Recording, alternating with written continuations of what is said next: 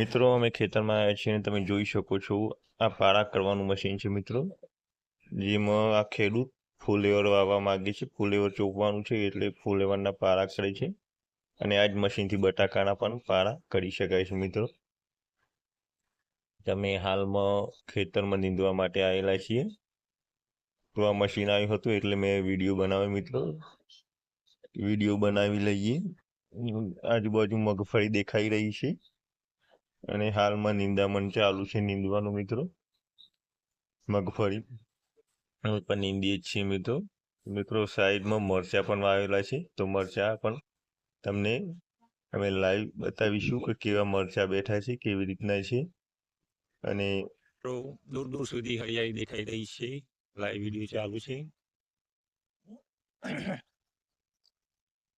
ને સ્વાગત છે તમારા બધા નવા એક બ્લોગમાં મિત્રો. આજના વિડીયોમાં તમને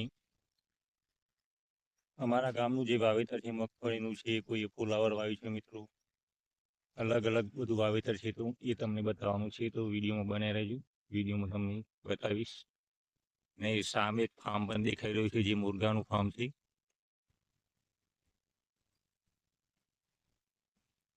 એ ફાર્મમાં જઈને પણ જોઈશું આપણે.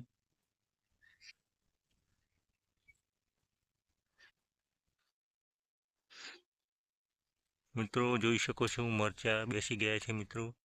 પહેલી વખત મેં વિડીયો બનાવ્યો હતો ત્યારે પણ છોડ રોપ્યા હતા, હવે મરચાં બેસી ગયા છે બધા છોડની.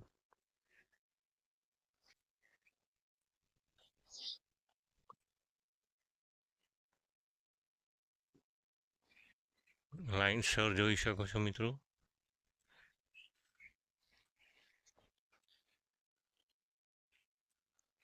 બધા છોડવાની અંદર મરચાં બેસી ગયા છે. હવે દવા ખાતર પાણીની જરૂર છે.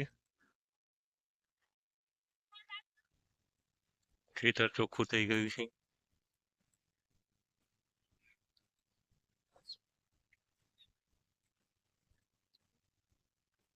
જે નાના છે મિત્રો જોઈ શકો છો, ગુંગણા આવ્યા છે, એ પણ મોટા થઈ ગયા છે, ફૂલ ઘણા છે બધા જ મરચાની અંદર.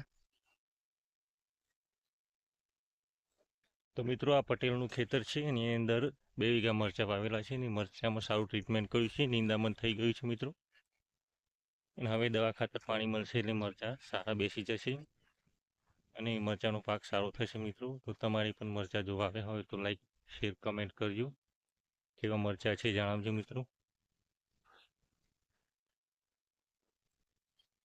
2 વીઘાનો પટ્ટો છે મિત્રો.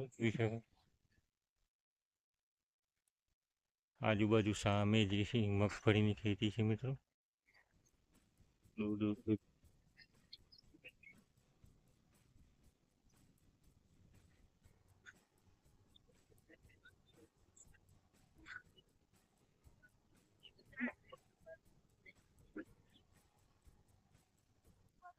બીજા મરચાંમાં તમને મિત્રો ફૂલો દેખાય છે. હાલમાં ફૂલ પણ આવી ગયા છે ને બીજા ઘણા મરચાંમાં મરચાં પણ બેસી ગયેલા છે મિત્રો. જોઈ શકો છો 2 વીઘાના વાવેતરમાં મરચાં છે મિત્રો. બહુ સારા જ મરચાં થયા છે. લાઈક શેર સબસ્ક્રાઈબ કરજો.